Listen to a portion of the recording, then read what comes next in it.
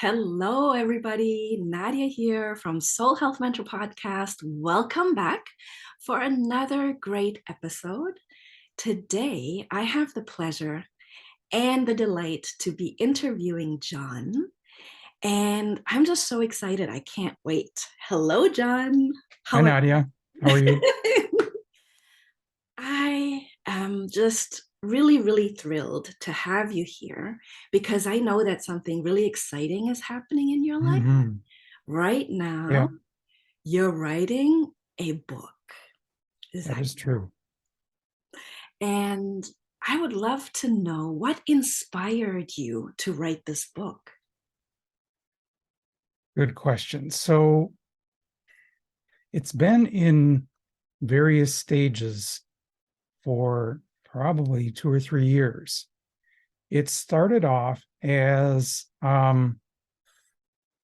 it started off as my journey through books. So I learn best by reading and by absorbing, truths and material through the written word. So I had started thinking about my journey of what got me to where I am right now. And that journey was stepping stones through time of books that I had read that really changed how I thought about life. In fact, there's 2 or 3 books in that list that were literally, I mean, it sounds like a cliche, but they were literally life-changing. Mm. My personality changed after I read and absorbed those books. So it started out as that. And I called it a book, but it was actually more like a long article. And I had a couple of people look at it and read it. And then I think at one point I just really realized, no, this is going to be a real book. And I'm going to start working on it in earnest. And so from that point on, which is about a year and a half ago, I really buckled down and wrote and finished the book. But the journey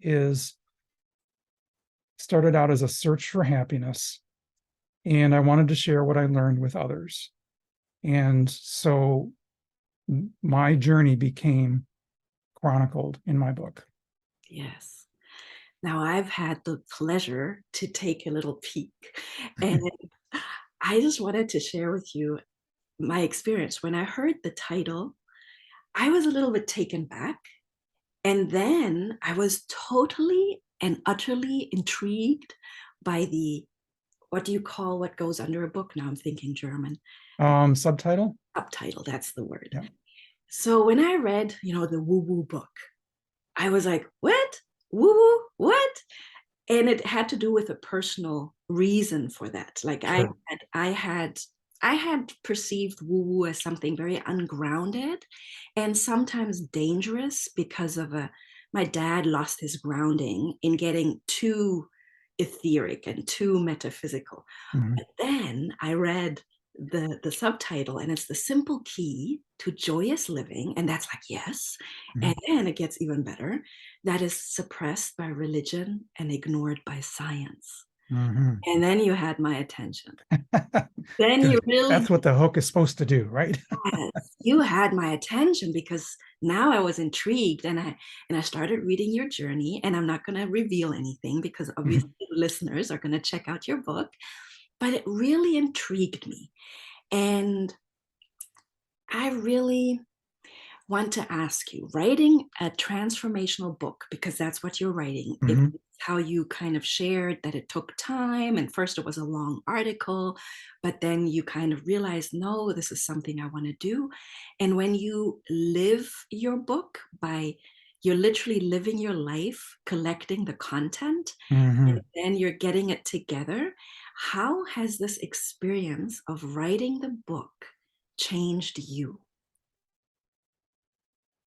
Well, let me say something about living the book first, real quick. Yes. One of the problems with writing a book that is your life is every time something amazing happens, like, oh, I got to put that in the book. Oh, that's got to go in the book. And at some point, you have to say, no, I'm done with putting stuff in the book. I got to get this thing done. Yes. But it is true that every once in a while, something very magical happens. And I think, you know what? That's a good story to illustrate a particular point, and I might sneak it in there. But to your bigger question, um, because the book chronicles my journey, and at the same time it's not a chronological book. That's one of the mistakes I made early on, is I tried to make it chronological, like first I did this, then I did this, then I did this. The book is now organized in a much better, clearer way for someone for someone to read it. But because it is a book about my life, certain things will happen and I'll be reminded of something back in the book. So here's a good example. We had a bit of a rough weekend a couple weeks ago, disagreements at home. And I was starting to kind of get, a little upset about things. And I suddenly thought of one of my core principles in the book. And I was like, oh yeah, that's right. And the whole demeanor changed, my whole demeanor changed, my whole understanding, my whole attitude towards the situation changed. Well, let me just tell you what it was. So one of the principles is when you're in the middle of a crisis or something difficult, one of the things you can ask yourself is, what if you had planned this? What lesson would you have wanted to learn from it? Ooh, that's powerful. And then it gets a little deeper, but I'll get to that in a minute. In this difficulty, this difference of opinion, I suddenly remembered this in my book. I'm like, oh yeah, what if I had planned this disagreement? What would I have wanted to learn from it? And I started thinking, well, number one, I probably wanted to remind myself to be more careful in certain circumstances or situations. Number two, I probably would have wanted to remind myself that it's good to take a step back and not be right in the middle of things when you try and answer and try and figure things out. So you take a step back. So that's what I was able to do, is take a step back. So that core principle actually helped me through another situation, and it happened because I remembered it from the book. That's amazing. So one of the nice things about writing a book is that you kind of solidify some of your beliefs, and you can pull them out much easier than when they're just kind of a nebulous philosophy of life in your head. Yes. May I reflect back at you what I heard? Because I am enjoying hearing your share, because for me, this is also so valuable. It's these golden Sure. nuggets. And the first thing I heard was, at one point, you've got to stop wanting to put things in the book and you Yes, get it done. that is true. And I just wanted to say that is so true, because I went through the same experience when I was trying to write my book. Mm-hmm. It just kept getting bigger and bigger and bigger. Yes. And then you just have to condense it to essence.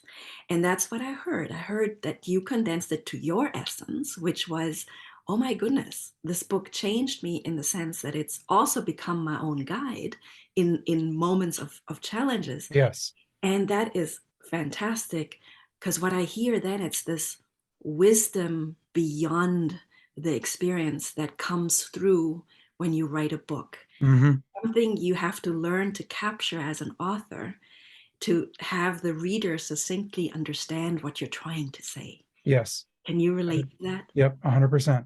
And that is just so wonderful to meet another author that went through the same experience of that transformation that happens in the reader when they read it, but also in the author themselves, because you really have to get to that essence.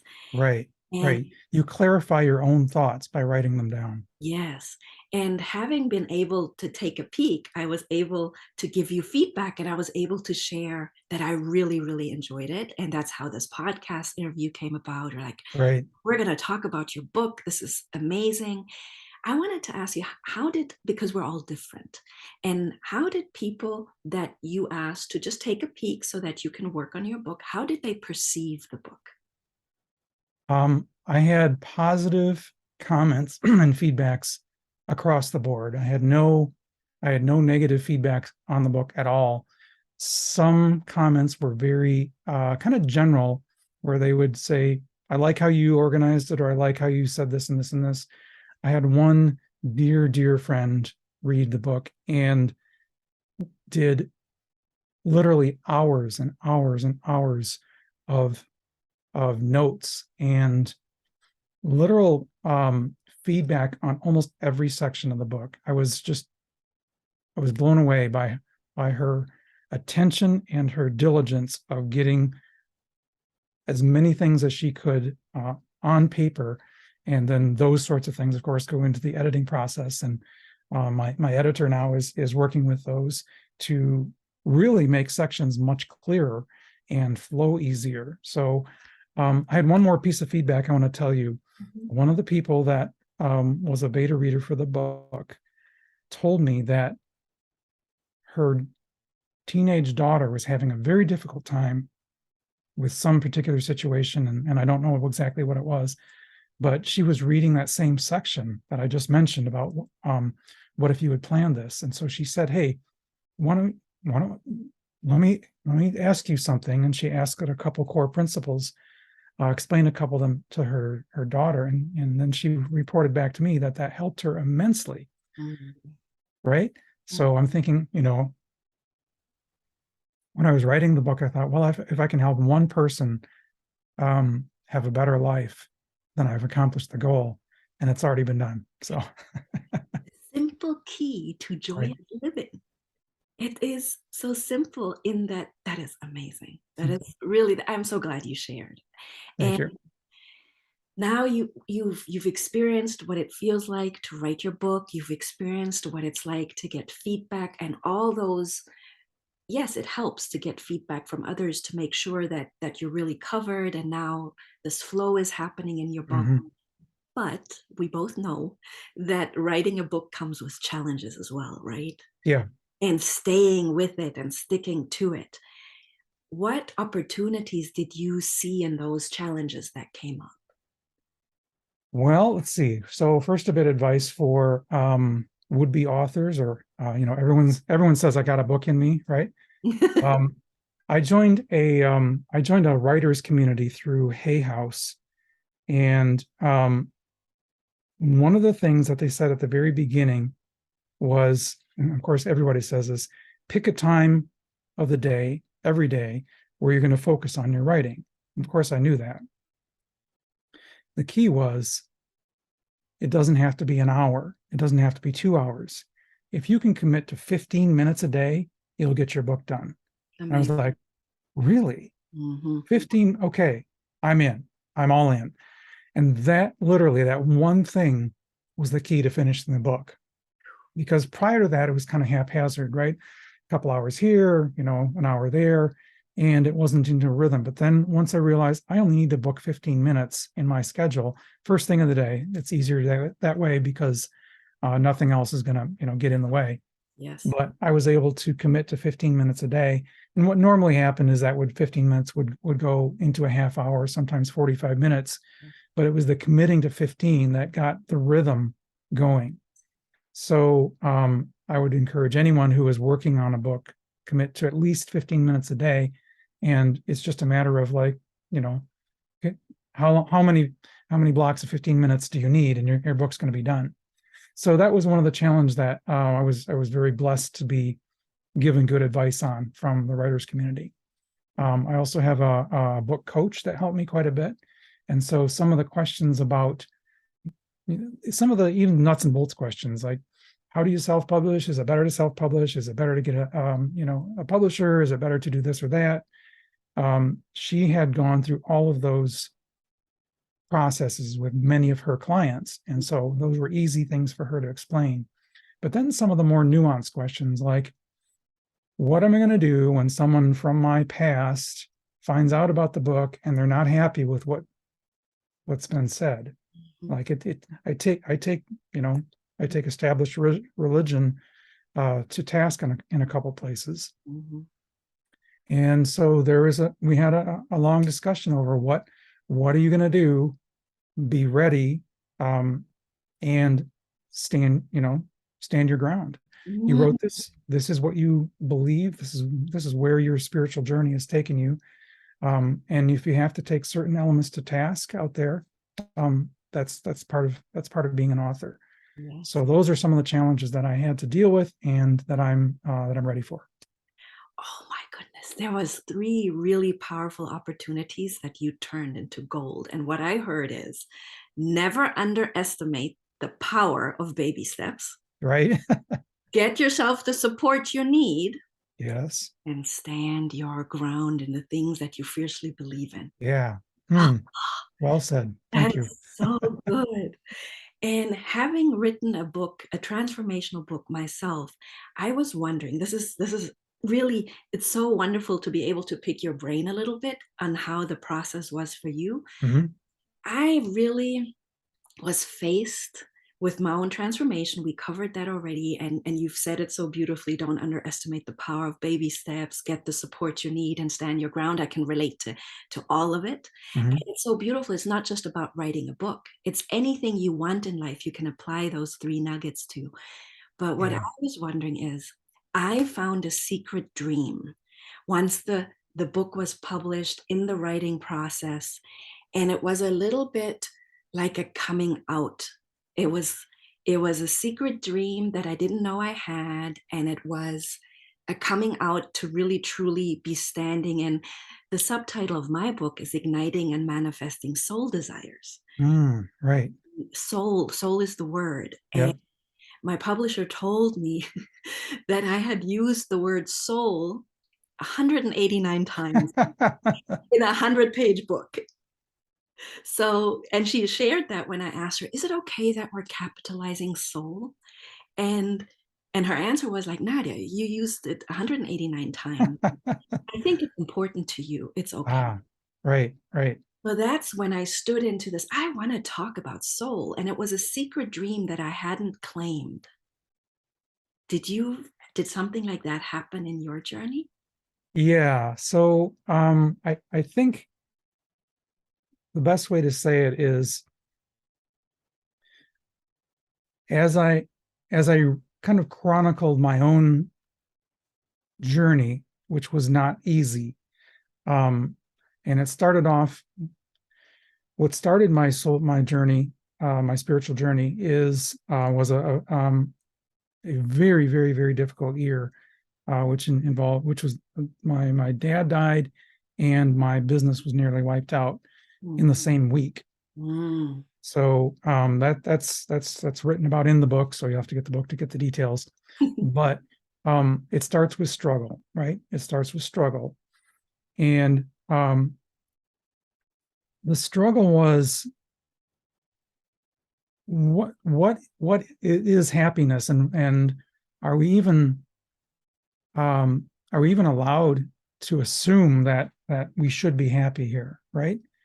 When you listen and when you read and when you hear people on social media, take note of how many people are not happy, mhm, right? I almost would say it's the majority. And so my thought was, if we're not happy, what is happiness, and how where is it? How do I get it? Right? mhm. And so that was kind of one of the things I started reading about. And the struggle led to learning. So it led me to learn different parts about, um, our minds, our bodies, our spirits, and ultimately the learning led to joy. Yes. So the subtitle, once again, is, the secret of joy, that's again suppressed by religion, and ignored by science. So there's where I get in a little bit of the research comes out there. But essentially, the struggle that started my spiritual journey led to learning, lots of learning. And 2 or 3 books in particular led me to a major aha moment, which then I realized there is a key to joy. Yes. And I basically distilled it down to 5 core principles of joy. Yes. Man, that was a powerful share for me. Powerful because you started, are we even allowed happiness? I mean, to ask that question and to say it out loud, you can actually hear how ridiculous it is. Right. When you say Right. it out loud, excuse me? It, and it literally is, the conditioning is what? You have a job, you have a house, you're not starving. What are you complaining about? Right. Right? What Yes. are you complaining? Like, don't complain. And then to literally claim that happiness and to say, no, this doesn't feel right. Hmm. There's got to be more. And I deserve happiness. And then you use the word joy, and it comes from the inside. Then it's not the conditioned happiness. You need to have all those things to be happy, to then find yourself unhappy, where you're like, why does my car not make me happy? Why can't it do that? And, Right. and then to find that joy. And in learning, you found the joy. So this secret dream of joy and happiness is going to look different for everyone. But I think the first step is even claiming it and realizing Hmm. we're buying into this conditioning that tells us to not complain, because we live in the Western world. And yes, we have many things that poorer countries or poorer areas of the world don't have. But not claiming happiness stunts our growth. Hmm. Funny you should mention about the things that we have. Um, in some of the research I did, it was very clear that countries in which people have less typically have more happiness. Amazing. So just just throwing that out there for whatever that's worth. Yes. Um, Yes. I love that you're sharing all these tidbits of your book, and I really find it amazing. And I'm just nodding my head. I'm like, yes, yes, exactly.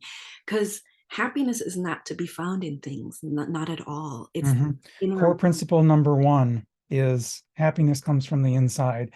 Again, and I even point that out in the book. It sounds like a cliche, and everyone goes, "Yeah, yeah, yeah, you're right. It does. You're right." But to really actually wholly believe and embody that truth turns everything around. Yes. And you just mentioned the word in your pursuit of realizing, oh, I want to make this long article into a book. And I'm becoming the change that I wish everybody else would also experience, that joy from within. You've become the thing. You've Mhm. started to embody it. And then that your book actually gives you the reminder, ooh, remember the core principle? And then you get to embody it, you get to make a choice. So you've shared so many beautiful things and nuggets, and I've really, really enjoyed the dance with you. And I just wanted to make sure to ask you this last question. What, in your words, what out of your mind and into your heart wisdom would you like to share with the listeners? So I guess I would say once you've read it and once you've understood, I think the core principles and the book is the woo-woo book, right? And the further you can lean into woo-woo, that spiritual inner joy is that's how I define woo-woo.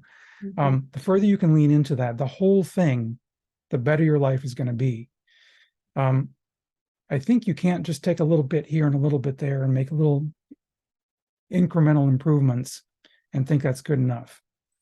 Um, Here's an example. So, in the world of woo woo, there are some people that are very much into the meditation and they have this deep inner joy and they have this deep inner peace that just kind of emanates from them, right? Some of the spiritual, the meditation teachers. I have a couple of favorites.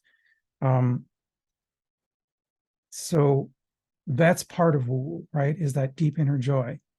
Then another part of woo is, people that are psychic mediums, tarot readers, Mhm.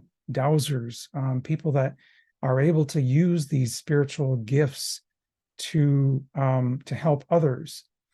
But what I find is that there's very few people that embody the whole thing. I know plenty of tarot readers and psychics who are pretty cranky, unpleasant people, right? All Yeah. right. So they've got kind of the spiritual gift side of woo woo, but they haven't found that deep inner joy part of woo woo. And Mhm. what I'm encouraging people to do is embody the whole thing. Mhm. If you have deep inner joy, can you work on, or can you find a spiritual gift that beyond teaching meditation, of course. More so though, if you are a practitioner of say, either Reiki, energy medicine, tarot, psychic mediumship, can you also find that deep inner joy that that embodies the embodiment of joy in your life, and kind of take the whole thing in. So I think where woo is really powerful is by encompassing it all and owning all of it. Oh, I love that. I love that there was a lot of richness in your out of your mind and into your heart wisdom. And I'm going to just reflect back what I heard. Sure. So the thing that I heard, and that is really touching my heart, is I think it's a new way of being that we are starting to encompass. We are starting to learn to embrace our spiritual gifts Mhm. while being joyously embodied. Yes. And it doesn't have to be, I think we've lived lives where the spiritual work we did was very heavy and Yeah. was and it was just the time, that time it just what was needed. And now it's not about either or anymore. It's and, because when you are a psychic or a medium or a shadow healer, the work can become very heavy. Sure. And when you are seeing what's happening in the world, you can also become very disheartened and Yeah. discouraged as the spiritual transformational worker. And it's about this, and it's let's embrace our spiritual gifts and our joy. Mhm. That's what I Yes. heard. And Yes. that is just so beautiful. And I love that you mentioned that, tarot reading and spiritual gifts. And I know you read the tarot, Mhm. and I would love for the listener to be able to find you if they like what they've heard. So how do they find you online? Okay. So, first of all, the book has its own website right now, and Mhm. it's woowoobook.com. So WOOWOOBOOK, woowoobook.com. And that's specifically for the book. My tarot site is tarotgeek.com. So TAROTGEEK.com. Perfect. And I also wanted to share with you that hearing your woo woo perspective, I've actually come to love the word. Thank you. I've decided to own the word. It is kind of an insult at, when people talk about, oh, she's so woo woo, that's meant as kind of an insulting phrase. Mhm. And I want to own that. I've turned it around. I want to own that phrase. Yes, as I was reading your book, there was that joy that came through. And because you have the scientific mind and brain as well, the intellectual brain, and you're looking at the research, religion, and science, it became very grounded. So for me, it wasn't that it was derogatory. It was just, for me, it was more woo-woo is dangerous, because when you're not grounded, Oh, I see. when you're Yeah, not grounded, it becomes, I saw it happen to my father, and sure. that's Yep. what it was. But now and I love that. I love that you shifted it for me. Your book shifted it for me. There's this joy in it. Yes, let's embrace our woo woo. Right. Right. Exactly. Thank you so much for being here today. It was such a pleasure. Thank you, Nadia.